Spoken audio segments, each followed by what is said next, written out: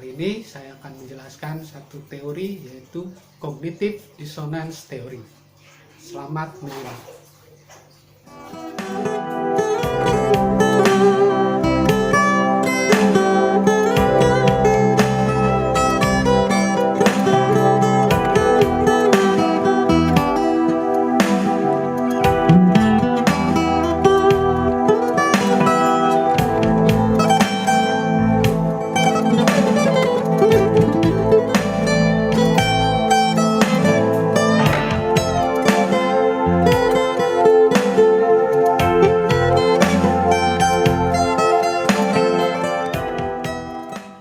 Sebelum membahas lebih lanjut tentang teori ini, kita perlu memahami terlebih dahulu apa itu disonansi kognitif. Disonansi kognitif adalah perbedaan atau inkonsistensi antara kepercayaan, sikap, dan perilaku yang menyebabkan ketidaknyamanan pada diri sendiri sehingga memotivasi kita untuk menyesuaikannya. Nah, di sini ada beberapa sifat hubungan antara kepercayaan, sikap, dan perilaku itu. Yang pertama adalah hubungan konsonan, yakni konsistensi antara kepercayaan, sikap, dan perilaku. Contohnya, jika kita tahu bahwa olahraga itu penting bagi kesehatan, lalu kita berniat untuk rajin berolahraga secara teratur, dan kita memang rajin berolahraga, maka antara pengetahuan, sikap, dan perilaku kita itu bersifat konsonan. Nah, yang kedua adalah hubungan disonan, yakni antara pengetahuan atau kepercayaan, sikap, dan perilaku itu berbeda atau tidak konsisten. Misalnya, sebagai muslim kita tahu bahwa minuman beralkohol itu haram. Tapi jika Anda pikir bahwa minum sedikit dan tidak mabuk itu tidak masalah, dan kemudian sesekali Anda memang minumnya, maka antara pengetahuan, sikap, dan perilaku Anda itu bersifat disonan. Hubungan yang tidak relevan, yakni antara kepercayaan, sikap, dan perilaku tidak berhubungan alias tidak nyambung. Misalnya, jika Anda pejabat dan mengetahui bahwa korupsi itu merugikan negara, lalu Anda berpikir untuk menguranginya, dan caranya adalah menaikkan gaji pegawai, ini adalah hubungan yang tidak relevan, karena sebetulnya tidak ada kaitannya antara korupsi dengan gaji seseorang. Nah, dalam teori ini, yang menjadi fokus adalah hubungan yang disonan tadi, yakni antara pengetahuan atau kepercayaan, sikap, dan perilaku yang tidak sejalan atau tidak konsisten. Ada beberapa konsep dalam teori ini. Yang pertama adalah magnitude of dissonance atau besaran disonansi, yakni seberapa besar kesenjangan antara kepercayaan, sikap, dengan perilaku kita.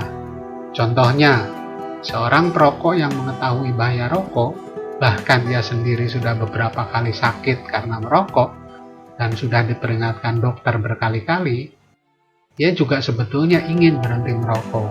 Tapi lingkungan, kebiasaan, dan pekerjaannya membuat dia masih terus saja merokok. Nah, di sini besaran disonansinya kuat.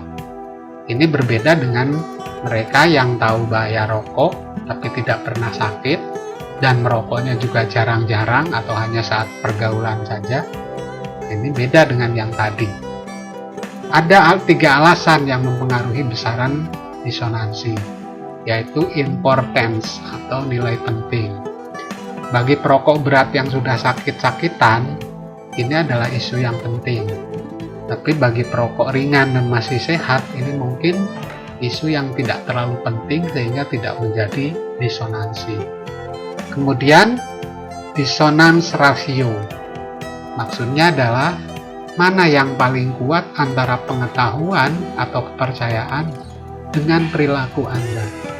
Sebanyak apapun pengetahuan tentang bahaya rokok, kalau Anda mengabaikannya dan tetap enjoy ngebul setiap saat, maka disonansinya kecil.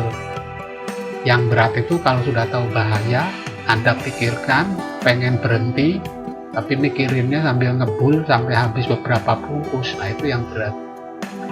Dan 3 adalah rasionale atau penalaran. Kalau Anda perokok berat, tahu bahwa bahaya rokok itu berbahaya dan masih ngebul saja, itu bisa saja karena ada pengetahuan lain bahwa pengetahuan atau kepercayaan lain bahwa efek rokok bisa dikurangi dengan rajin minum air kelapa misalnya. Maka disonansinya di sini bisa saja kecil. Konsep kedua adalah cope with dissonance atau mengatasi disonansi. Ada 4 cara untuk mengurangi disonansi.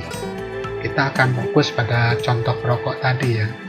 Yang pertama adalah mengubah perilaku atau mengubah kognisinya. Misalnya, mengubah perilaku dengan berhenti merokok atau mengubah kognisinya dengan berpikir bahwa banyak juga perokok yang umurnya panjang dan meninggal bukan karena rokok. Kemudian yang kedua, membenarkan perilaku atau kognisi dengan mengubah kognisi yang saling bertentangan. Misalnya, bolehlah merokok sekali-kali, toh nggak ada juga orang yang merokok langsung mati. Kemudian yang ketiga, membenarkan perilaku atau kognisi dengan cara menambahkan kognisi baru. Misalnya, merokok itu nggak bahaya banget kok, asal diimbangi dengan olahraga, tetap bisa sehat. Atau yang keempat, mengabaikan dan menyangkal informasi yang bertentangan dengan keyakinan. Misalnya, merokok ya merokok saja, urusan mati itu di tangan Tuhan. Yang nggak merokok juga kok pada akhirnya akan mati. Nah, sekarang kita akan masuk pada asumsi dari teori ini. Ada 4 asumsi dalam teori ini. Yang pertama adalah manusia menginginkan konsistensi dalam kepercayaan, sikap, dan perilaku mereka.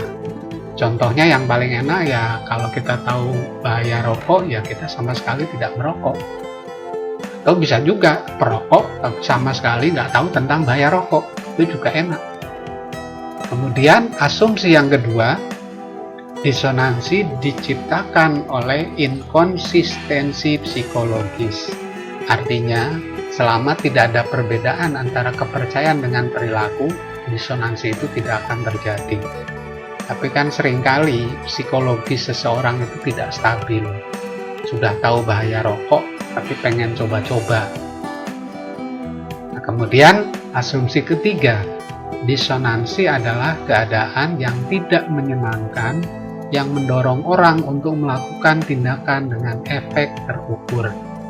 Jadi bayangkan saja misalnya enaknya perokok kalau dia tidak tahu bahayanya. Tapi begitu tahu dan kita percayai tentang bahayanya, mungkin kenikmatannya sudah akan berkurang. Atau mungkin nggak enak lagi. Kemudian asumsi keempat, disonansi memotivasi orang untuk melakukan upaya menguranginya. Artinya, jika terjadi disonansi di dalam diri kita pasti ingin menghilangkannya. Caranya tadi sudah dijelaskan sebelumnya. Nah, dengan demikian, teori ini intinya menyatakan bahwa manusia akan mengalami ketidaknyamanan secara psikologis jika antara pengetahuan atau kepercayaan, sikap, dan perilakunya tidak sejalan atau tidak konsisten, sehingga ia akan berusaha untuk menyesuaikannya. Demikianlah teori kita kali ini, yaitu Cognitive Dissonance Theory. Semoga bermanfaat. Sampai jumpa pada penjelasan teori berikutnya. Salam.